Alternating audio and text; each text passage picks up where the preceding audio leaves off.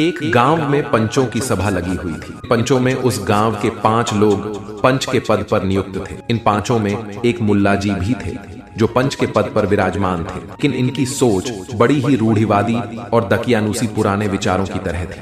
यह किसी भी नीची जाति के लोगों को सीधे नजरों से नहीं देखते थे। अगर वह उनके सामने आ जाते तो वह अपने मुंह पर कोई कपड़ा रख लेते थे या अपना मुंह फेर लेते थे। इन 5 पंचों में एक पंच नीची जाति से भी था, लेकिन वह काफी समझदार और सुलझी हुई बुद्धि का व्यक्ति था। उन्होंने अपनी काबिलियत के दम पर पंच का पद हासिल किया था।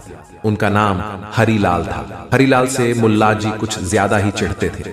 सभा चल रही थी। 4 पंच अपनी अपनी जगह पर आकर विराजमान हो गए थे, लेकिन हरिलाल को आने में थोड़ी देर हो गई थी। हरिलाल जल्दी जल्दी सभा में आए और उन्होंने देखा कि उनके बैठने के लिए सिर्फ एक जगह खाली थी, जो कि मुल्ला जी के बगल में थी। तो हरिलाल जाकर मुल्ला जी के बगल में बैठ गए।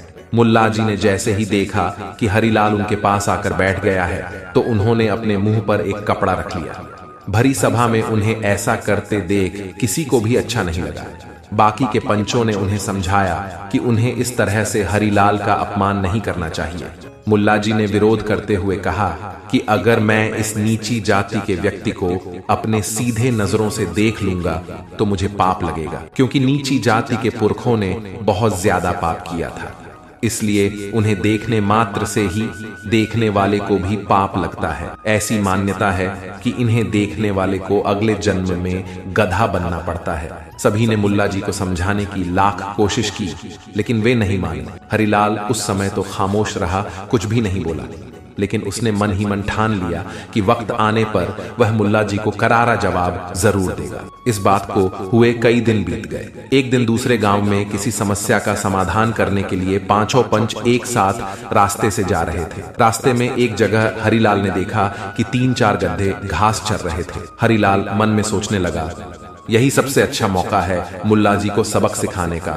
उसने सबको रुकने के लिए कहा और वह सीधा गधों के पास गया और झुककर उनके पैर छूकर उन्हें प्रणाम करने लगा। सभी 5 यह देखकर हैरान थे। सबको लगा कि शायद हरिलाल का दिमाग खराब हो गया है। हरिलाल जब उनके पास वापस लौटा तो सबने उससे पूछा कि वह गधों को प्रणाम क्यों कर रहा था। हरिलाल ने बड़े ही विनम्रता पूर्वक जवाब दिया कि मेरे पुरखों को देखने की वजह से मुल्ला जी के पुरखे गद्दे हो गए हैं। मैं मुल्ला जी के पुरखों को सम्मान दे रहा था, इसलिए मैंने उनके पैर छुए। सभी पंच हरिलाल की बात सुनकर हंसने लगे, सिवाय मुल्ला जी के, और मुल्ला जी की गर्दन शर्म से झुक। मुल्ला जी ने काफी सोचा और उन्हें हरिलाल के व्यंग से की गई बात समझ में आ गई। उस दिन के बाद से मुल्ला जी ने न तो हरिलाल को और न ही किसी और को भी देखकर अपनी नजरें घुमाई और न ही किसी व्यक्ति के साथ बुरा बर्ताव किया। तो दोस्तों, बुद्धि और समझदारी से हम किसी को भी कुछ भी समझा सकते हैं और जवाब भी दे सकते हैं।